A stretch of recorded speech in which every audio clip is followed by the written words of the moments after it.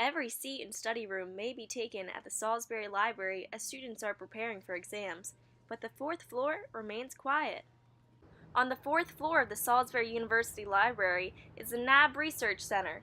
The center was founded in 1982 after Edward H. Knabb, an attorney and philanthropist from Cambridge, Maryland. The center creates exhibits annually, and this year's is If Objects Could Talk, the History Behind Eastern Shore Artifacts. Jacqueline Lehman, a junior at SU majoring elementary education, is the curator of the exhibit. She found her passion for history after taking an honors history course her freshman year.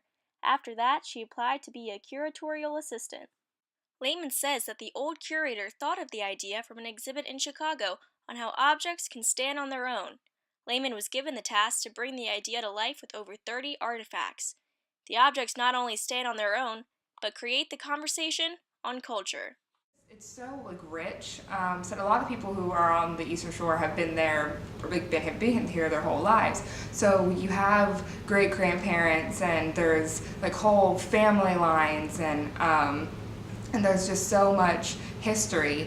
Downtown Salisbury has been such a hub for so long that some of the buildings, yes, they haven't been the same store, but they're still standing after all these years. Or you can recognize a house or something. So this history is just so rich. There's always something new to find.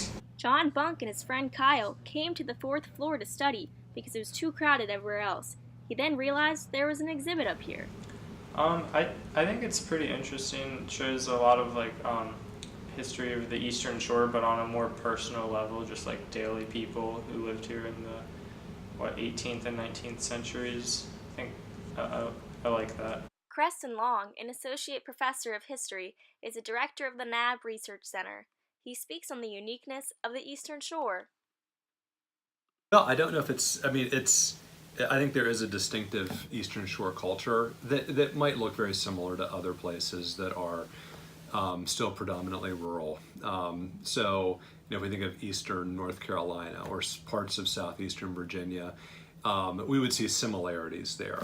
But there is a distinctiveness in that there are 3 states that make up the area, and they have their own political systems and their own jurisdictions, yet we can find some shared elements of culture.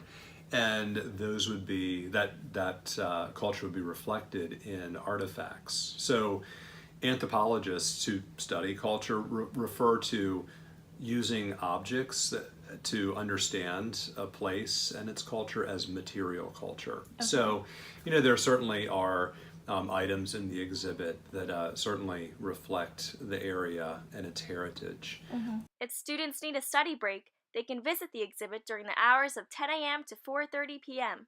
The exhibit is open until July 26th.